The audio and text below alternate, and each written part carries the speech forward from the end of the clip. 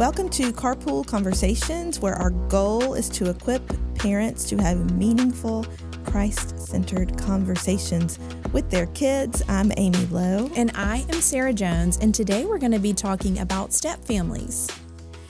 Stepfamilies is a sensitive topic, Sara, and a complicated one also. The families that have found themselves in this situation have real unique challenges that they deal with. And thankfully, there are people who study and work hard to help families in this situation. And one of those people we get to talk with today is Ron Deal. And we're so happy that Ron is here with us today on the show to shine a light on this topic and give us some encouragement and some tips that will really help us as we dive in. So we're so grateful, Ron, that you chose to be here with us today, and so glad that you are spending some time with us and sharing your wisdom with us. Well, Amy, Sara, thank you for having me. It's an honor to be here. Yeah, what a blessing. Ron, I am going to not fangirl. I'm going to keep it cool, but I love your resources. And so I am actually going to read a little bit about you so that our listeners know who you are. So Ron Deal is a licensed marriage and family therapist with more than 15 published resources, an international conference speaker specializing in marriage enrichment and stepfamily education, a podcaster who frequently appears in the national media. Ron's latest book is The Mindful Marriage: Create Your Best Relationships Through Understanding and Managing Yourself, is the co-author with his wife, Nan, and therapist, Dr. Terry and Sharon Hargrave. I've actually heard a lot about that book, and my husband has read it and passed it on to me. So I'll need to be reading that. Ron is one of the most widely read and viewed experts on blended families in the country. He's the director of Family Life Blended for Family Life, founder of Smart Stepfamilies, and the author of consulting editor of the Smart Stepfamily series of books, including the best-selling Building Love Together in Blended Families, The 5 Love Languages, and Becoming Stepfamily Smart, with Dr. Gary Chapman, the Smart Stepfamily, which is the 7 steps to a healthy family and preparing to blend. Ron is the host of the Family Life Blended podcast. He and his wife, Nan, have 3 sons, a daughter-in-law, and a grandchild. You're now a grandfather. You live in Little Rock. You live in Little Rock, Arkansas. And if you would like to learn more, I would love to send you to familylife.com/blended and rondeal.org. So you're a grandfather. What's your grandfather name, Ron?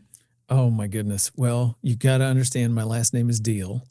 And when the kids asked me, who do you want to be? I said, Grandpa. And my wife looked at me and said, that's old. Who wants to be Grandpa? You got to come up with something creative, because my wife's name is Nan and she's Nana. Well, that's awesome. Yes. So I'm like, I don't know, just whatever you guys want to call me. I don't really care. So my kids put their heads together and they said, we're going to call you Big, as in big deal. Oh, so guess what? That is awesome. That is so creative. My grandpa name is Big. I even have a hat that says Big, established 2024, because that's when he was born. Yes. That is awesome.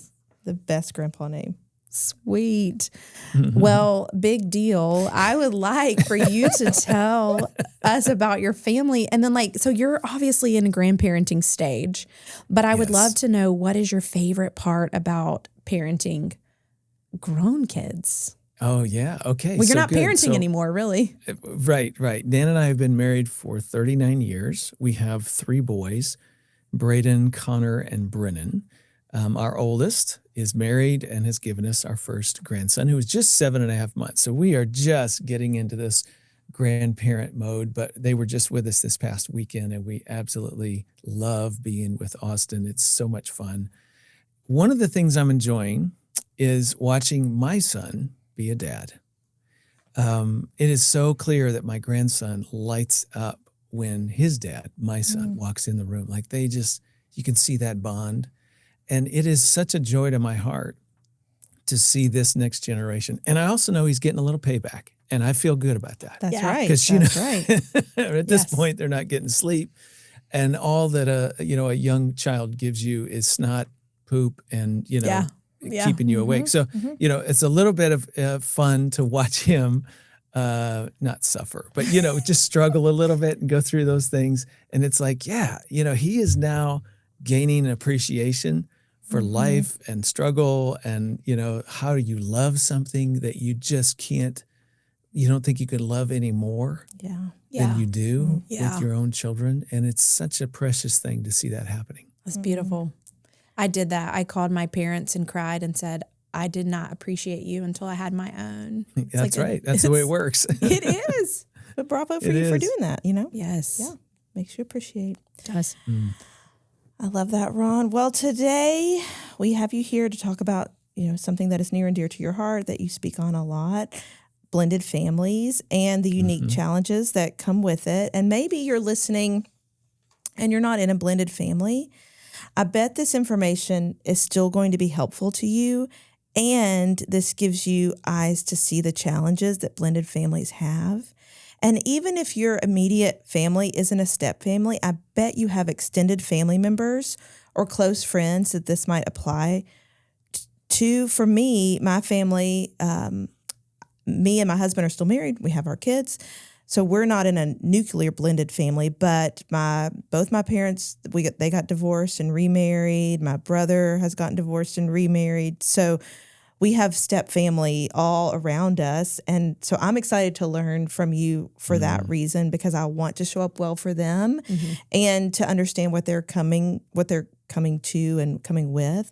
So even if it's not in your immediate family, I still think that this is going to be helpful information to you. So sit down, grab a cup of coffee, and listen to Ron, because he's an expert in this space. So Ron, talk to us about how prevalent this type of family is. Yeah. So there's a couple of different ways you can look at statistics. Let's just think about individuals for a second. In the United States, there's about 350 million Americans. 35% of them right now have a step relationship. Either they have a step parent or a step sibling or a step child. Now, Amy, you fall into that category. You just talked about how both your parents are divorced. They both remarried. I don't know how old you were at that particular time, but even if you're an adult when that happens, you have a step parent technically, right? So you live within that 3-generation, you live in a step family. Yep. So it may not be your household, and it may not be a stepchild coming in or out of your household, but you have a step relationship. So you're part of that 35%. That's 113 million Americans who have a step relationship. And the prediction from the demographers is that half of us will have one by the time we pass away. It might not be your choice. It might be that, for example, if my son had married a woman with a child already, I would become a step grandfather immediately, overnight, right? Yep. So the decisions of other people is what obviously brings step relationships to us, death, divorce, whatever that might be. We're seeing a ton of people now who have had a 30-plus year marriage and a spouse passes away, and at the age of 75 or something like that, they're getting married again. And that creates their adult children become adult stepchildren, and their grandchildren become step-grandchildren. And there are 15 new people who show up at your house at Thanksgiving because of the new spouse and their children and their kids and everybody that comes along with it. So, real fast, you can reach out and touch this, and love, care for somebody who's in a step family situation, and it might be your life at some point in time. Now, that was one snapshot, individuals. Let's do another one. This one is parents who are raising children, kids under the age of 18, still living at home. Turns out 40% of families like that include at least one step-child relationship. So that child may live with you part-time, but they live with their single dad still in the other home, part of the time. That's 40% of families raising kids. This is a very common experience in today's world. Yes. I'm glad you mentioned the statistics about the percentage, because you're right. We do know a family, and we want to just love and support in any way, just to do that really well. And it just occurred to me that I should probably define what a step family is. Oh, yeah. Because it is a little confusing sometimes. It's anytime there's a relationship that is one step removed. That's sort of what that term came from. It came from actually originally a step was a bereaved child. Step was a reference to loss or grief. And 100 years ago, most step families were formed after a parent died. Today, unfortunately, they're due to a breakup of the parents, the biological parents of a child. So whether they were not married or married, they're not together anymore. And so somebody new comes in as a parent figure. That's a step parent. You now have a stepchild relationship. Terms also kind of cause problems because it depends on where you live. In various places around the country, a blended family is the most dominant term that people use. If you look at the media and they're talking about some Hollywood family, they'll talk about their blended family. But in certain parts of the United States, blended family sort of is thought of as a biracial couple, and it has nothing to do with a step family. And it turns out Georgia, where you live, the southeastern part of the United States, is among them. South Carolina, Georgia, Alabama, parts of Arkansas where I live.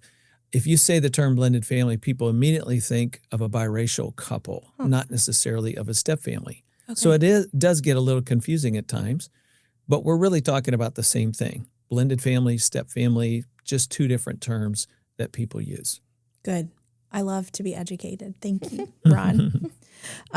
You've also used the term for step families that are in their parenting and the child is back and forth between two homes. And you refer to the process of parenting, maybe a stepchild, a slow cooker process versus a microwave or blender. This is a really good question because what it gets at is what are our expectations for the family when it comes together. So let's just imagine him and her decide they're going to get married. He's got a couple of kids. She's got a couple of kids. And the day that couple walks down the aisle and says to the world, till death do us part, they've made a promise to each other and they have, in effect, given definition to their relationship. I want to call it their coupleness, okay? They've said, we're married, and this is who we are now. We're now married forever, and this is how we're going to do life. But the question they pose to everybody around them at that point in time, their kids in particular, is, hey, we want you guys to join us and be a family. So we got coupleness defined, but familyness has yet to be defined. Now, all of a sudden, you have children who are trying to figure out how to bond with a step parent and step siblings, because in this case, both adults are bringing kids. And so it's sort of like, yeah, we want to be a family, but how do we do family life? And honestly, that's the big question. If the adults have a high expectation for how quickly that is going to come together, we kind of jokingly refer to that as a blender mentality. Yeah. Because if you put a bunch of ingredients in a blender and turn it on, it only takes 30 seconds and you've got one fluid mixture and everybody is one and the same. And that's kind of the ideal. Like what the adults want is all the children to feel loved, all the children to feel at home, all the children to feel equal to one another. Nobody's loved more than this person or that person. And your stepdad loves you just like he would love his own kids. That's what you want. But reality is we don't blender families. That's not the way relationships work. It's a process where people get to know one another, decide if I'm going to like you first. Then I decide whether I'm going to love you. Actually, even before like is, do I feel safe with you? If I don't feel safe, I'm not going to like you. If I don't like you, I'm never going to love you. And so there's a journey for the family to go through. So what we teach the adults is you don't cook a step family with a blender.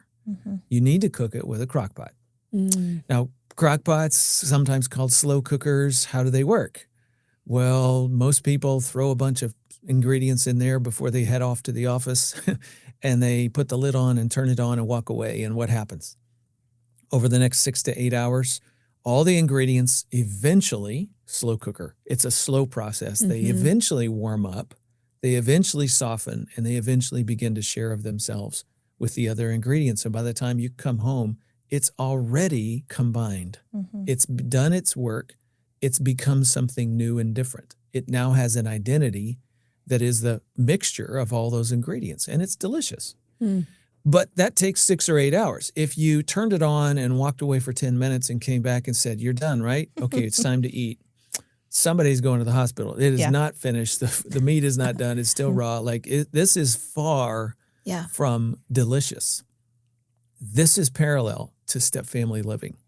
We know from the best research that it takes step-families somewhere between 5 and 7 years to find their familyness. Not 5 to 7 months. Certainly not 5 to 7 days. You can't expect a lot of cooking, a lot of combination, a lot of joining in a short amount of time. It is a journey. It is a process, but ingredients do eventually warm up, soften, and combine. On average, that happens with most ingredients. Now, there's always a little exceptions. We can talk about the ingredients that have to jump out of your pot and go to the other pot every other week. And by the way, when they get to the other pot, they have a whole new set of ingredients and expectations and ideas, and rules. What's combining over there is different than what's combining over here, and bedtime is different over there, and I do chores over here that I don't have to do. There's a lot of different things that are changing for those ingredients. And then they come back to your pot and they're like, okay, where am I? I don't know. Oh yeah, bedtime is, okay, got it. And there's adjustments that have to happen. There's some ingredients that are in your pot for about 2 days after the couple gets married, and then they go to college, and then they get a job, and then they move 2 states away, and then they find a wife or a husband, and they get married, and they start their own life. And they never really had time to combine. There's some ingredients that were 25 when you got married. They don't want to combine. They don't need to combine. They don't have any need for new family relationships. They just want to keep the old ones. So the level of motivation of every ingredient varies. Some want to combine now. Some will think about it a long time. Some will get there eventually. There's a lot of little moving parts to this analogy, but you get the basic idea. You got to be patient with a slow cooker. You cannot rush the process. I was teaching this one time and doing a seminar, and a lady ran up to me at a break, and she said, okay, that crock-pot thing, my husband says you're exactly right about that. He's a chef, and my husband says, Ron's right, you can't fool food. And I looked at her and I said, I have no idea what you just said to me. What does that mean? You can't fool food. And she said, well, that means you can't make something cook faster than it will cook. See, unfortunately, what a lot of adults do is they're so eager to see their family come together that they yell at Mr. Potato Head because he's not in love with his stepbrother. They yell at the carrot because it's kind of slow to warm up to the step-parent. Well, getting frustrated with a carrot and potato does not fool them. It does not make them cook faster than they will cook. They each have their own timing. They each have their own integrity. They each have their own need as it relates to combining with the other ingredients in their world. And they'll get there when they're good and ready to warm up and soften and share of themselves. But you can't make them cook faster than it will cook. So when we help the adults recognize this process, and relax their expectations. I'm not saying giving up. I'm saying relax your expectations. Work with the ingredients, not try to force them. That's blendering. Blenders have blades. Somebody's getting hurt. This is not this is a dangerous prospect to use a blender. We want to respect the ingredients. We want to join them. We want to be gentle with the ingredients. That, ironically, actually helps them merge faster. But even if it's quick, it will be 5 or 6 or 7 years, not 1 month. So you gotta relax. You gotta trust the process. You gotta be the right person you can be, surrounding people with love and affection, even when they're not sure whether they're gonna give love and affection in return. But that's the climate that makes it more likely for them eventually to come around. Oh, that's so good. Lots of patience. Managing your expectations. That's it. Oh, love it. Okay. Thank you for going deeper on that. I loved the analogy. You spoke a little bit about it, but I would love to hear, what are some unique challenges do step families face that you've seen, and how have you seen them overcome the challenges and thrive despite them? You mentioned a book earlier, my first book called The Smart Step Family, 7 Steps to a Step Family Success. Let me just hit 2 or 3 of those steps because these speak to common challenges. And I'll just back up and say, somebody listening right now or watching may not be able to relate to any one of these. There may be one you can, but the others you don't, simply because there's a lot of complexity within stepfamily living. There's actually 67 different stepfamily configurations. So it depends on whether he's been divorced and she was widowed and she brought kids, or he didn't, or he had 3 kids and she was never married before but had a child out of wedlock. You throw all of those little variables into the hopper and you have 67 different combinations. By the way, Jesus being born of a virgin, that's number 68. But he definitely had a stepdad. So even the royal family starts with a stepfamily journey. You are not in this all by yourself. Most of the families of the Bible are stepfamilies of one shape or another. And so it's not a comment on your worth or value at all. None of this makes a statement about your value or your worth. God uses and loves and joins with and has always been in relationship with people from very complex family stories. Okay, having said all that, here are some of the common challenges. I want to do one for marriage. I'll do one about step-parenting, and I'll tell you one about co-parenting. Okay. The marriage. So imagine you fall in love with the person that you just are sure you're going to spend the rest of your life with, and you give all of your heart, all of your time, all of your energy. You invest everything you have in that relationship, and you wake up one day and for whatever reason, it has totally come apart, and it's not going to last, and it ends in divorce. Now, by the way, I spent a lot of time talking with a lot of divorced people, and I can tell you that sometimes there are people who are really cavalier about marriage and they just throw it to the wind and they leave a relationship. That happens.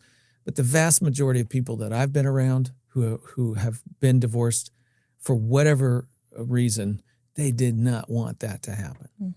And it is a tremendous loss in their world and in their life. Sometimes people just come to the point where they're like, I don't know what else to do. This is where it's going, and it comes apart. But it's nobody's desire.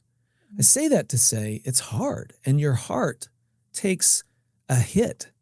You've learned that just because you love doesn't mean that love lasts. The pastor said, till death do you part, but it turns out that divorce made you part. And so now you fall in love with a new person, and you feel like your heart is healed from that old relationship, and you're ready to go again, and you're investing. And the closer you get to marriage and making a strong, lifelong commitment, the more you realize I've still got some residue hanging around on my heart that's telling me not to trust you. We call this the ghost of marriage past. It just hangs around and it goes, be careful. You remember what happened last time. Watch yourself. Hang on to that money. Don't put it all in one account. Hold on to your kids. Keep them tight. Keep them close. She's a wonderful person, but what if she's not around tomorrow? Are you sure you want her to be close to your kids? That's going to hurt them and you, you know. And so the ghost whispers and it haunts. And what we know is that if there's a presence of that haunting, I like to call it, that can erode an awful lot of stuff. It keeps you from really fully committing to the marriage. It keeps you absolutely from fully committing to the other person's kids or allowing them to parent your kids or allowing them to influence your parenting so that you change some things with your children and you're not even sure your spouse is going to be around tomorrow. So you're sort of half-hearted about all the parenting changes. You can see how this ripples into a lot of different things in the relationship. There are so many people today that are just cohabiting. That's true before even a first marriage, but it's highly true of people before a second or a third marriage.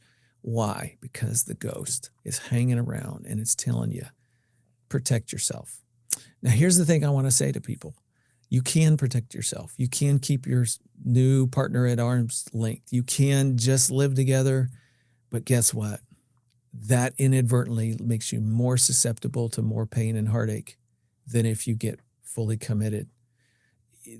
Every relationship involves risk. Your first marriage taught you risk hurts. It does. I'm not going to tell you, I can guarantee you will never go through that. I can't make that promise. You might. But here's what I also know.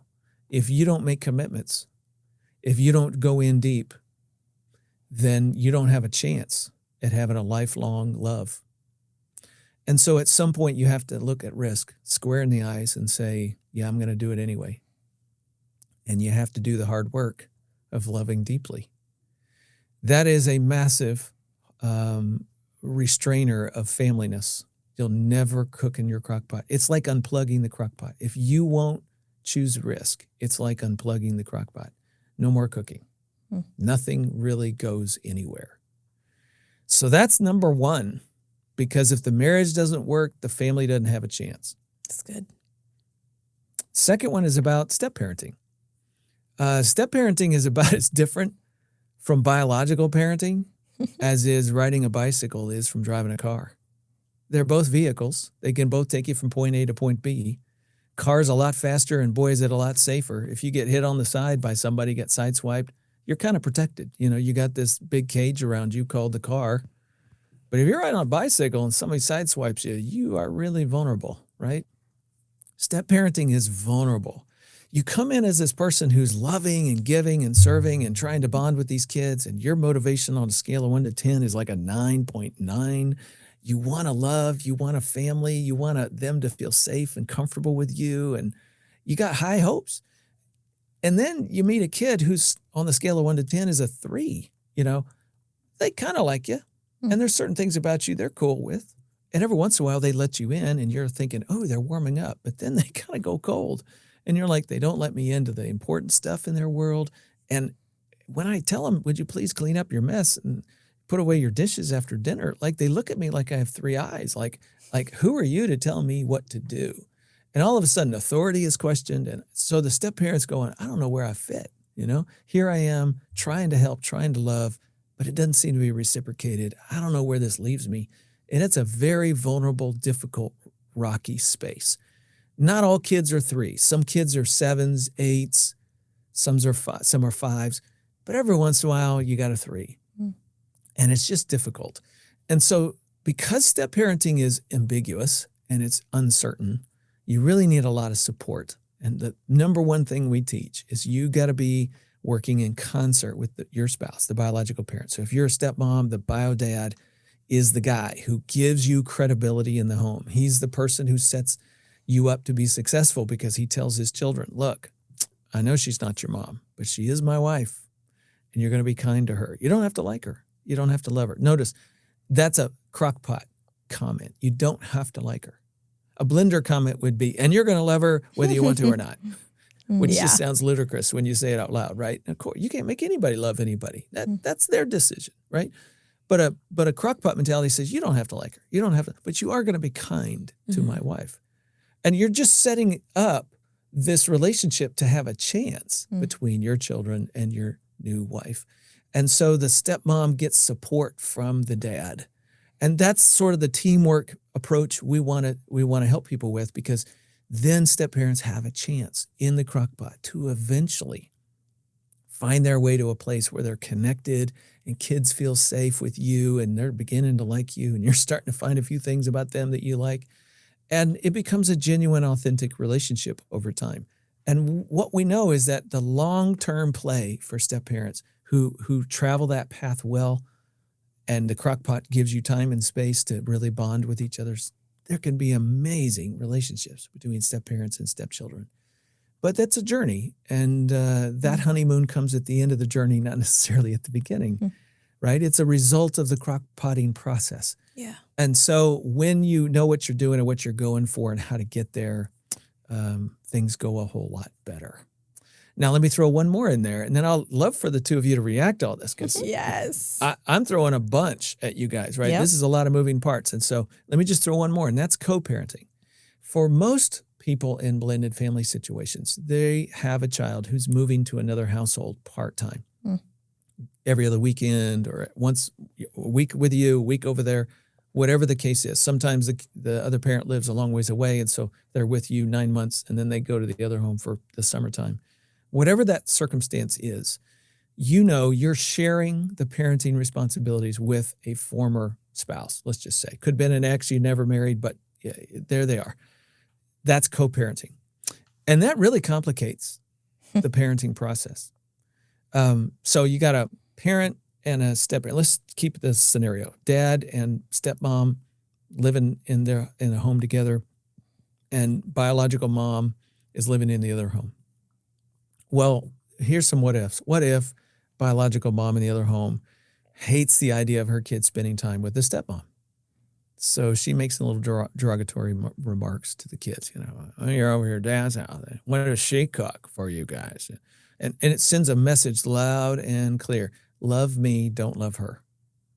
So the kids come over to your crock-pot and they're like, yeah, okay. In the back of their minds, the way I'm loyal and caring for my mom is to be disloyal and angry with my stepmom. Got it.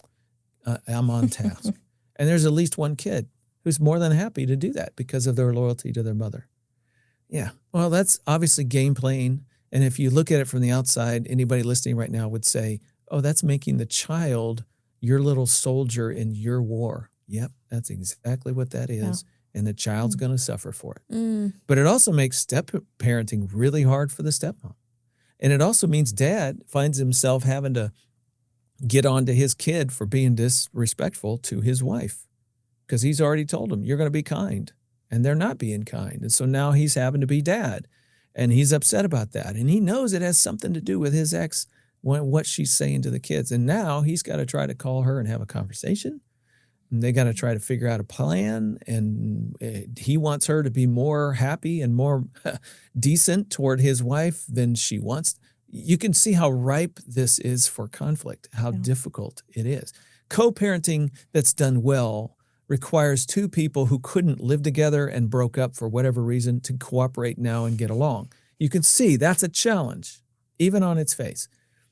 When you make that happen, when you're able to, we teach people to set aside your old personal pain and just be a parent. Focus on the parental task at hand rather than the pain from the past that led to the breakup in the first place. And when people do that, all of a sudden you can have a decent relationship. Kids are free to be children and to move back and forth between the households and not have to be a pawn in the adult wars that are going on. One of my favorite little quotes, a little proverb, African proverb that says, when two elephants fight, it's the grass that suffers. Like, yeah, duh, like grass gets trampled. No elephant's paying attention to the grass. It's not worried about the grass. It's just worried about its fight. When two co-parents fight, it's their children who suffer. Like when we can set aside the war, then we create freedom for children to be kids, to get along, to find their way, to like who they want to like, love who they want to love. Like all of a sudden, there is space for peace. Last analogy. When co-parents do it well, it's like the United States and Canada. We get along great with Canadians. We love those folks. I don't know if you've ever been there. There's some beautiful people, beautiful property, land, things to do and see. But you go to Canada, they have a very different government. They have a very different money system. They have a very different legal system. There's a lot of stuff socially that's very different. And when they come to America, they think, wow, this is kind of weird, but you guys eat what with that? Really? That's odd to us, but we still love you. And you get along, even though you have differences. This is what good co-parenting is. You're ambassador to the other country and you find a way to make space for differences, but you respect and honor one another and you get along. And that way your children can go back and forth across the border and they have no qualms. This is on the co-parents to see the vision for what you can be and work towards that and do everything within your power. You can't make them be nice, but you can do what's decent. That's good. In order to try to improve the situation. Now, that's a lot. That is a lot. Now, think about it. And let me just point out that when a couple gets married and forms a blended family, those three dynamics, and there's tons more, are all happening at once.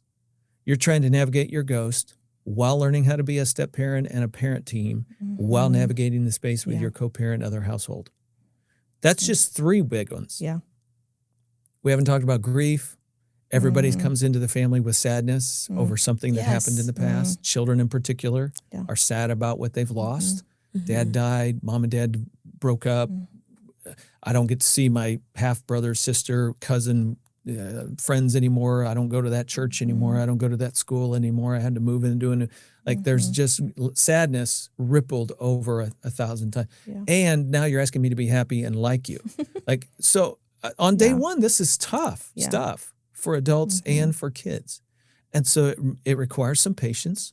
It requires getting smart about the process. That's why we have the Smart Step Family book series. Getting smart helps you know what you can do to help in those moments.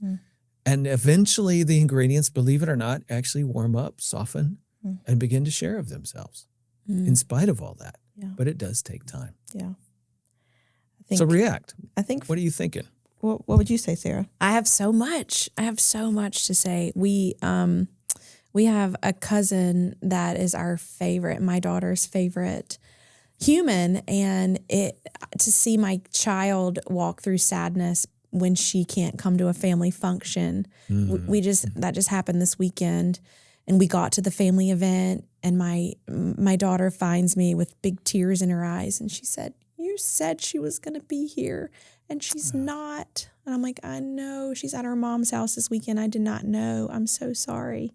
And so to even it's not my marriage directly, but to navigate that with her and her own grief on the fact that her cousin won't be at all the family functions. Yeah, that was so good. I feel like you could just drop the mic, but I think in the moment, I'm so overwhelmed with gratitude for the work that you've done for helping families navigate all of that. Those are awesome, beautiful tools. I want to get your book in as many hands of step families that I possibly can. So I'm just grateful for what you do. And thank you. Amy, I'm wondering, you've lived through a little of this, maybe, from your point of view? I kept thinking about where I was, what of that applied to me. My parents got divorced when I was in high school, and they both remarried eventually, but not right away. So I never had to live with a step parent until I was in college, and I would come home from college, and then they would maybe be remarried. So it was a little bit different for me. So I didn't have quite that same experience, but they did fight a lot. And I did feel like I was in a tug of war with my dad and my mom, and hearing he said and she said and fighting and things like that. So even when you're older, you still experience some of what you mentioned. But for me, it gives me empathy. Well, number one, it reminds me how complicated it is.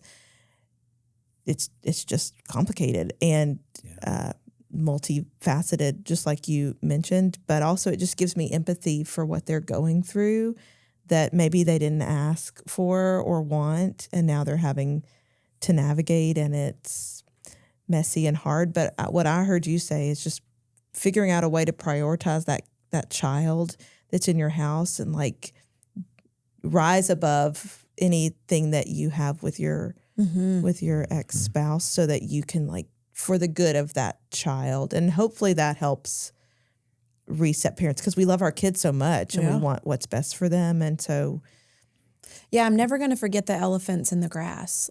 Yes, you have to be aware that the grass those are your children. Yeah. And sometimes people have best of intentions and don't realize what trampling looks like. One of the most common things is, imagine mom bringing child to dad. They're at the drop-off, and they get out of the car, and mom makes that comment she made 1,000 times when they were married. That's sort of the little cut to her husband about, "You're still wearing that." That little subtle remark of criticism goes into the ears of a child, and a couple of things happen. Number one, they hear, "Oh, mom's good, dad's bad. I'm supposed to favor mom. At least according to mom, I'm supposed to favor mom." Now, did mom say, "Kids, I want you to love me more than you love your dad"? No, she didn't say that out loud, but that's the message. Yeah. That is the way it gets interpreted. The second thing that happens for a child is that they internalize the message. Well, I'm half of dad, so I guess maybe I don't dress too well either. Maybe I'm going to be a buffoon when I grow up. And I don't want to do that because I know what mom thinks of dad, so then she's going to think that of me. So now my fear as a child is that I'm walking around not who my mom wants me to be. I'm not enough. So they grow up with not enough syndrome, right? Yeah. And carry that into all their adult relationships. That was trampling when mom made that little cut. She didn't know it. Yeah. Which is so easy to do. And And she can stop. Yeah. And she can stop. The world will be an okay place if she never makes that comment ever again. Yeah. Yeah. Because really, sometimes people, why is she even saying that? Well, maybe, I don't know, she's just used to saying it. Or maybe she's actually trying to get her ex-husband to be somebody he never was when they were married, and she's trying to get him to be that person now in their divorce. That doesn't even make sense when you say it out loud. But there's a lot of people still trying to work their magic on their former spouse as if somehow life will be okay. Yeah, let it go. Yeah. You're done with that. Be a parent. Focus on the parenting. Yeah. Okay, Ron, you're right. We could already just be done. But I would love you talk about the 5 P's of step parenting. Can you tell us what is that? Yeah, so we've kind of hinted around at a couple of them, but let me go ahead and give you the 5 P's, and that'll be a nice little model that we can provide for people. And by the way, if you want, we can provide you with a free PDF that you guys can make available to your listeners. That'd be great. We'll put them in the show notes, Ron. That's right. There you go. Okay, so here are the 5 P's real quick. Partner, pursue, pace, patience, and persistence. Here we go. Partner. We've already talked about that one a little bit, the importance of being a husband and wife team, parent and step parent, whoever it is. Maybe you're both step parents to the other's kids. Whatever that scenario is, partnering is so important because you're the one who helps the step parent in your kid's life be successful. You set them up to either win or to fail. And part of that just comes through how you prepare your children to, hey, you're going to be kind. You don't have to love her, but you are going to be kind. And then you valuing that relationship, that partner, making time for your usness as a couple, we like to say, and that shows the children how important that new relationship is. This is not a, my spouse wins and you lose sort of a thing. No, it's not that at all. It's simply this marriage matters. That's what it is. Quick story. I was talking with a guy one time, and I was getting to know him, a coworker, and he said, yeah, I grew up in a blended family. I said, great, tell me about it. He goes, my parents divorced when I was 4. I think my stepdad came into my life when I was 5. And he was great. And I called him dad, which, by the way, most stepchildren never do. He said, I called him dad pretty quickly, and we got along, and he was a nice guy. And I said, oh, that's wonderful. And then he gave me whiplash, and he said, yeah, but I never respected him. And I'm like, whoa, hold up. You like him, called him dad, got along, but you never respected him. Why is that? And he says, oh, well, not long after my mom married this guy, she came to us kids and said, hey, look, if he ever does anything that I don't like, I'll just take you guys and we're out.